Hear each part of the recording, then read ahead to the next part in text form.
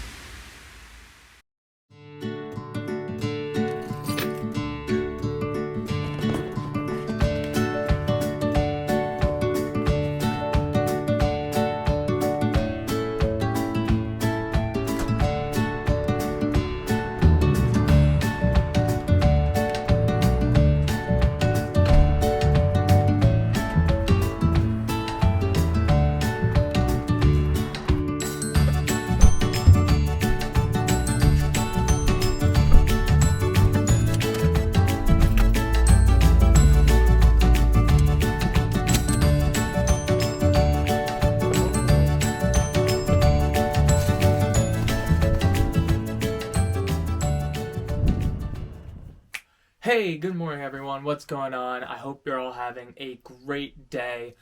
Today I thought I'd get into a new shoe that I've been testing out and running in this week and that I've been really enjoying, and that shoe is the Saucony Kinvara 12.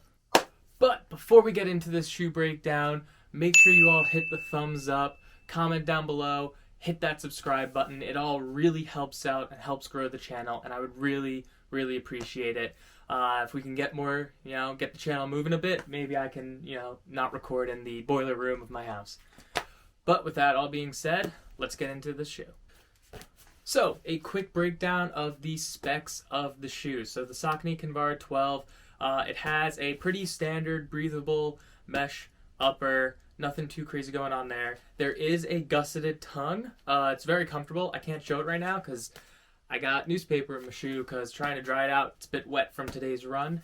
Got a solid heel counter, and there is this heel pull tab, but it's not like a loop, it's just this piece of plastic. Talk about that later. And then when it comes down to the midsole, it is a Power Run midsole, so that's basically just kind of a mixture of an EVA foam and a TPU foam. Pretty standard for the Kinvara line. They've been doing that for a couple of years now. Stack height for the heel comes in at about 28.5 millimeters, and forefoot is about 24.5. So you got a 4 millimeter heel to toe offset. Pretty standard for the shoe. It is a neutral running shoe. As you can see, it kind of twists. And it comes in at a men's size 9 at about 7.5 ounces or 213 grams, and a women's size 8 at 6.5 ounces or 184 grams. Alright, so with all those stats, let's actually talk about the shoe. How does it do? How does it hold up? How long do I think it might last? And, my overall thoughts on it. So first I thought when getting the shoe, I thought it was very comfortable. The upper and the tongue, Saucony's gusseted tongues have fit me very well with the Pro, Speed, and now the Kinvara. It's very nice. Little weird though, today was raining on my run, and I wore some thin socks, and foot warning right now, I'm going to throw a picture up. The blue from the tongue bled through my socks onto my feet, and you can actually see there's blue dye on my feet. Not sure exactly why, but not a big deal. But overall, the upper and lockdown I thought was very comfortable, really secure lockdown, nothing crazy. I mean, the upper is very simple. It's just this one mesh piece, then with some overlays, and then you have these kind of heel bits right here. But it's super comfortable, solid lockdown, no complaints here. And next up is the midsole. So the Power Run midsole is actually, I think, pretty solid.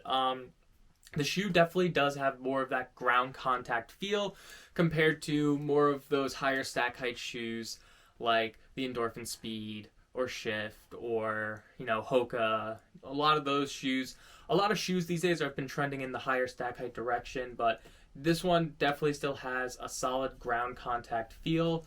As you can see, there's not a lot of outsole rubber on the bottom of this shoe. And while I do think that might affect the durability in a little bit, it does help keep the weight down relatively. I mean, it comes in at about a similar weight, I believe, to the Endorphin Pro. I believe they're both about 7.5 ounces. But Overall, my thoughts on the shoe, I really, really enjoy running on this shoe. I can kind of say I think it can do pretty much everything. I've taken this out now for a workout, I've taken it out for a long run, I've taken it out for just an easy recovery shakeout run. And it, in my opinion, handled everything very well. My legs didn't feel dead at the end of my long run. My foot felt comfortable in it throughout all my runs. And, when I was doing my workout, the shoe felt like it could handle the pace, especially at the faster end.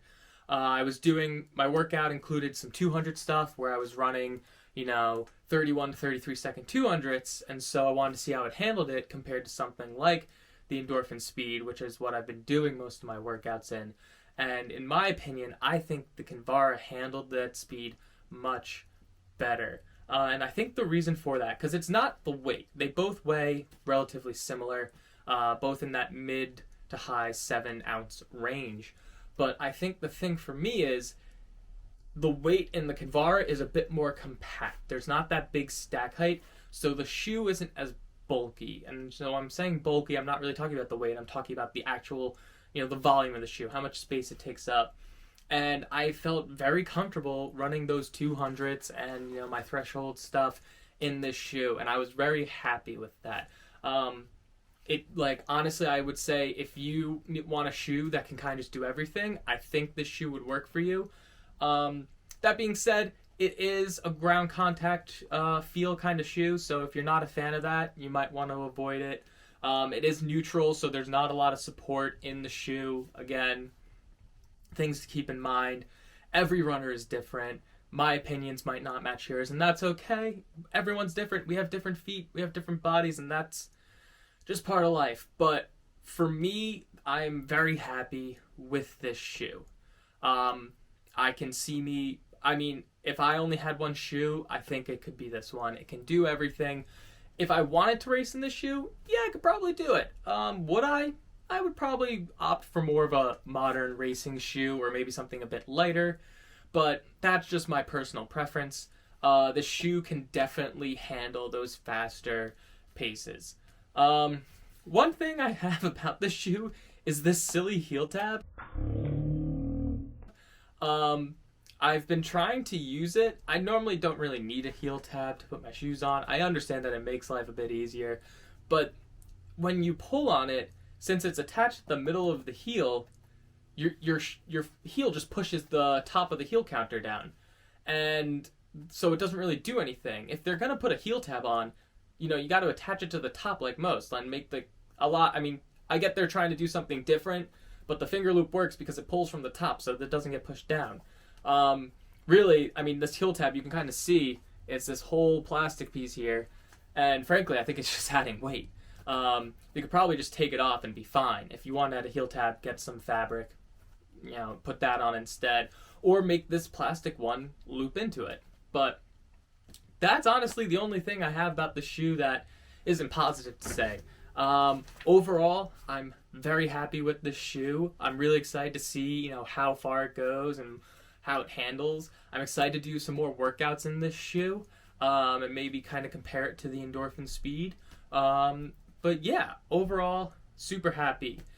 In terms of durability for the shoe, that is the question. So my history of running in the Saucony Kinvara shoes goes back to when I was in high school. That and the Nike Lunar shoes were the ones I primarily trained in.